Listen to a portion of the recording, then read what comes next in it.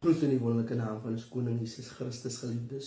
My naam is Israel Thijs en welkom by Broodbreek, die program van die Here waar ons dagelijks hoofstukke die Nuwe Testament het lees met die doel om ons Christenen te versterken en te vernieuwen op 'n dagelijkse basis, ook met die doel om by 2025 die Nuwe Testament te voltooi.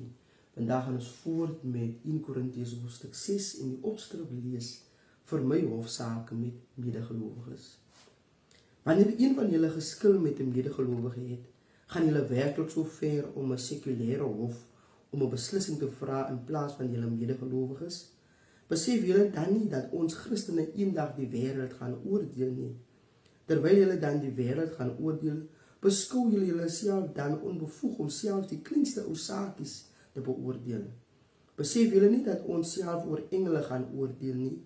Behoort julle dan nie oor gewone aardse verskille te kan oordeel nie? As julle sulke alledaagse geskille het, waarom laat julle buitestanders daaroor uitspraak gee? Mense wat nie eers in die gemeente gerespekteer word nie. Ek sê dit om julle skaam te laat kry. Is daar dan regtig niemand in julle gemeente wat oor genoeg wysheid beskik om oor geskille tussen julle te beslis nie? Maar nee, as Christene daag julle mekaar voor die hof en dit voor ongelowige regters. Bloot die feit dat julle hofsaake onder mekaar het, is al klaar vir julle 'n neerlaag. Hoekom dan nie maar die onreg lei en dit daarby laat nie? Hoekom laat julle nie maar eerder benadeel nie? In plaas daarvan is julle die mense wat onreg doen en ander benadeel, en julle doen dit nogal aan medegelowiges. Besef julle dan nie dat mense wat 'n sondige lewe lei, geen deel sal kry aan die koninkryk van God nie? Moenie julleself bluf nie. Mense wat 'n onsedelike lewe lei, afgodsdienaars, egbrekers, manlike prostituie en die mans wat met hulle omgaan, diewe, gierigaards, drinkers, kwaadpraters, swendelaars, nie een van hierdie mense sal deel kry aan die koninkryk van God nie. Daar was 'n tyd toe party van julle presies so was, maar nou is julle sonde afgewas en God het julle aan homself toegewy. Julle is vrygespreekte mense op grond van wat die Here Jesus Christus en die Heilige Gees van God vir julle gedoen het. Jy kan dalk sê, ek mag nou enigiets doen, maar ek sal daarop antwoord, nie alles is vir jou goed nie. Selfs as jy sê, ek mag enigiets doen, mag ek my nie deur enigiets laat verslaaf nie. Jy sê, kos is vir die maag en die maag is vir kos. Dis waar, maar God sal eendag albei hierdie dinge tot nut maak. Ons liggame is nie bedoel vir seksuele losbandigheid nie.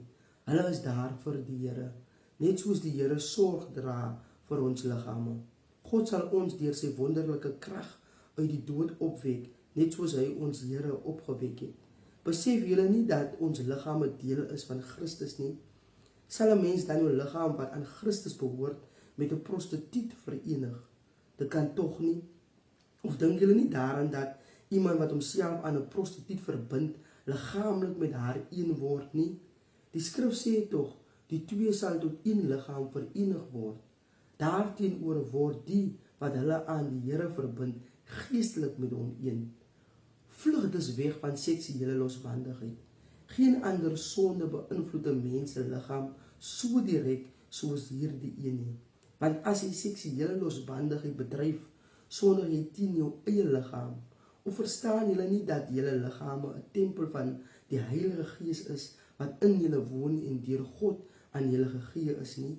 Julle behoort nie aan julleself nie, want julle is teen 'n duur prys gekoop. Daarom moet julle God met julle liggaam verheerlik. Amen. En daar het ons geskrewe woord van God, geliefdes, onthou, die Here is lief vir u.